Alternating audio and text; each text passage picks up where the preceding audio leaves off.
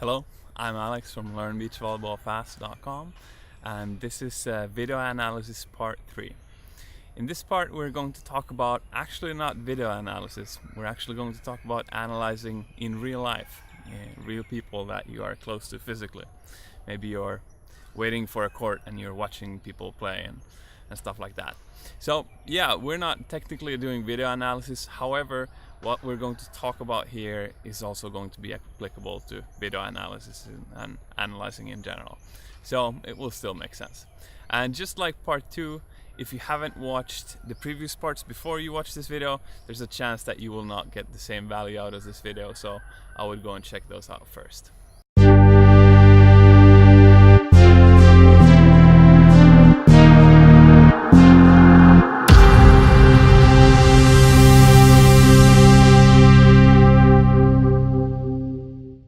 Alright, so let's start with some actually just technicalities around the nature of analyzing other people, just like physical realities that we find ourselves in. There's going to be a few things, but first of all, if we learn to get better at analyzing people in real life, and we actually get value for that in our volleyball careers, it's basically a very good skill to have, because we are going to end up watching people anyway most of the time. If we don't have our private court and our private 3 people that we play with or whatever, every single time we play, there's going to be times when we wait for courts and just sit around. So why not get the maximum value out of everything that we do? Some other technicalities are that we obviously don't have the possibility to rewind or slow motion like we do in video analysis. We cannot do that in real life. However, we have 2 other things that we don't have in video, which is, one is that we can choose the camera angle, which can be quite useful sometimes. And of course we can also choose what our camera is filming. We don't need to follow the ball. We can actually just like drill down in this person's technique. What is that person doing before that and that and that, which is a good thing. But maybe the best thing actually is our physical actual ability to have conversation with these players. If we come up with something, we can actually go and talk to this person afterwards and ask them questions and stuff like that, which is going to be very valuable. And this is something we don't have on video unless we know the people playing or have a way to contact them or something like that. So now then, the next question is that if we're talking about, let's pick on technique as we have in the previous videos, can we learn something from the technique that non-pro players use? Because maybe the people we end up watching are even not as good as we are at playing volleyball, or beginners or whatever. Is there any value to extract from that? Or should we only be watching pros when we analyze people? And I think that's a very valid and good question, which I have some interesting thoughts about, at least according to myself. So in the previous video I talked about you should start looking for common denominators between pro players. Basically, what are they doing the same and what are they doing the different in their technique? And we're going to expand on this a little bit here. It's almost going to be the same, but I'm gonna want you to look for functions. And what's a function? Function is basically a common denominator, except that it might not even look the same, but it might give the same type of help. So maybe one person has something that they do which helps them jump higher, and somebody else has something completely else that they're doing, but it also helps them jump higher. It's the same function, even though the technique might be different. So how this ties into looking at non-pro players is that quite often, the closer to pro I think people get, probably the more they have they have less technical faulties in their game. So when you have good technique in serve receive, setting, hitting, shooting, defend, whatnot, everything, you're probably going to be somewhat good. But that doesn't mean that some less good players don't have good technique in some of the parts of the game. So you can be looking at 4 people and one of them is good at serve receive. Well, maybe you can look at that person. Other person is not so good at serve receive, but that person is better at setting instead. Well, maybe you can find something in setting from that person. I think you get my point. Another thing you can actually do is sort of the reverse. It's like if I need to do this one, well, that means that I shouldn't do that or shouldn't do that, if that's the 3 options I have. So it's reversing, which means that we can look at beginners and look at their mistakes and understand why the mistakes don't work, and then we'll go back and look at ourselves. Are we doing something similar to that mistake ourselves? Do we have tendencies that sort of look kind of like those mistakes? And if so, can we try to take those away? So in part 2 I talked about, I actually, in video 1 I gave you one concept, in video 2 I gave you another concept, and I told you that you can put those together into sort of this meta theory, this bigger kind of fuller understanding. So I want you to add this third one, the function thing to that as well. So now we have 3, and I'm going to give you 1/4 as well, and then we'll be finished with the sort of pieces that we put together. The 4th is I want you to start looking for not necessarily single repetitions. I want you to look for tendencies, because tendencies are the things that we are our habits. It's like what we do every time, and when we actually change our technique and our habits on the brain level, it's actually our tendencies that we are changing. So that means that if you do one mistake once, oh, there's a dog here. Okay, dog is gone. Let's continue. So if you have tendencies in something, it means that every time you do something good or bad, you have this like distinct movement that you do every time.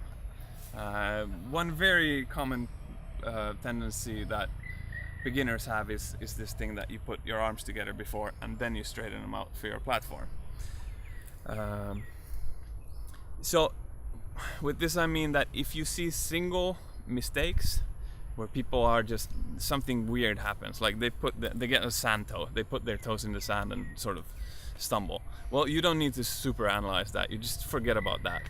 But if they actually get a sand toe every single time they're moving towards, they're trying to set their partner, well, now all of a sudden it's probably a tendency. It's probably something that they sort of automatically do every time. And now we can maybe sort of think about changing that. So I hope that makes sense. That's another thing to look at. Don't worry about individual mistakes or good things that happen if you cannot see them happen many times over and over again. And if you would be at all confused by these concepts that I'm throwing at you, you will see and understand them better later when I do actual technical analysis more, like actually talk volleyball technique rather than talk about how to analyze. So let's jump into maybe the best part here. The conversations, the actual ability to communicate the people that you're analyzing. And there's one little thing I need to say before we do that, which is that this is going to be borderline manipulation. Which is like, why do you manipulate that people? Isn't that wrong? Isn't that bad? It's not, I believe, if manipulation is done for everyone's good. If you do it in sort of a win-win situation where everybody after the conversation has gotten more value than they had before, then I think that sort of sneaky tactics of how to have conversations is completely fine. I have to say that I actually just do this naturally. This is just how my mind works, and it works pretty well. But of course, as with anything sort of psychological that you do right, you can also analyze it, and then you get this theory, which can sometimes be used for manipulative cases. But let's let's keep it on the win-win side. Always be friends with everybody, or always make everyone get value out of your conversations. So what I'm going to propose here is that if you analyze someone, let's say I sit and analyze you, you're playing on the court, and I realize something about your technique. You're doing something, let's say in your setting, you have this sort of movement that I haven't seen anyone have before. And I sit and think about it, and I realize, hey, what you're doing, it actually makes sense, because it helps you with, let's say, getting your hands in the right position for a handset. And so I have an insight of hand setting from just analyzing and watching you. Well, here's what I can do with that insight. I can go and talk to you and compliment you about it. I can come and tell you, hey, I've been looking at your hand setting technique, and it's really cool the thing that you do here before, which means that you get your hands in the right position every time.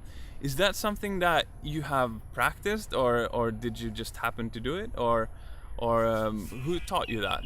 What did they say? And there's going to be probably two different versions of people when you do that every time. Sometimes they are going to be unconscious of what they are doing. They might have learned this from just copying some pro player or someone else that they looked up to or whatever, or they just happen to naturally have that technique and it seems to work. And these so-called unconscious people, which is a good thing. It's not a bad thing to be unconscious. It's actually something you should strive for. If you change technique, you might have to be conscious while you're changing it, but then you want it to get so automatic that it's actually unconscious. So it's actually not bad to be unconscious. But people that are unconscious, sometimes they are so unconscious about it that they do it sometimes, but not always. And sometimes setting works for them, and sometimes setting doesn't work for them. And they get sort of confused. But you can actually give value to them by explaining, hey, I see that you do this thing and it works quite well for you. And they can go like, aha, I've never thought about that before, but now I will. And then they will get more consistent. And this is good for you because you have just now given that person value. So that person can give you thoughts back. They can it's like they say it's swords sharpening swords. Like when you just start discussing this thing and you get into better and better insights together. So it can very easily lead into conversations like that, which will even give you even deeper insights about whatever you just analyzed, which you can then bring into your own game. The other thing that can happen is that you happen to give compliments to a nerd as well. Someone who is very analytical themselves and has thought a lot about their technique and so on and so on and so on. And my guess, maybe not every time, but my guess is that most of the time, if you give technical analysis compliments to a person like that, they will be like, yes, someone else is thinking about these things too. Let's have a conversation. Let's talk about this stuff. And they will actually start sharing with you why they think so and where they learned it and so on and so on. So basically, you could put this concept into just be nice to people and help people. And if you have analyzed something that you think might help them, share it to them, because then they will open up and help back to you. They might not even, if it doesn't lead into a conversation right then and there, they will probably remember what you did, and maybe in the future they're a little bit more prone to come and talk to you and give you some other insights or something like that. We as human beings are sort of wired like that naturally. So yeah, it's it's nice because why not? Win-win. You give value, you get value back, and it's probably going to be a good conversation. Alright, that's that. I hope those were some new thoughts and not something that you had already thought about, because then I guess there's not so much value. But there should probably be some small little nudge in here that you haven't thought about before. And if so, we have accomplished what we're trying to do with this video. And I hope this video analysis series in general has given you new thoughts and that you have found it valuable. So I made this 3 parts. There's obviously tons and tons more that we could talk about analyzing the game and analyzing people and whatnot. We could be analyzing strategy instead, and so on and so on. But for now, I think this will be enough. If you have any questions or thoughts or something that you want to bounce back with me, please share them in the comments or in my Facebook group, because well, first of all, we can have discussions right there in the comments or in the Facebook group, but I might even make more parts to this video series in the future if there's some questions that spark something in my mind and I'm go like, hey, I missed this, I need to add this to the video analysis series. The Facebook group, if you want to join that, is in the comments below.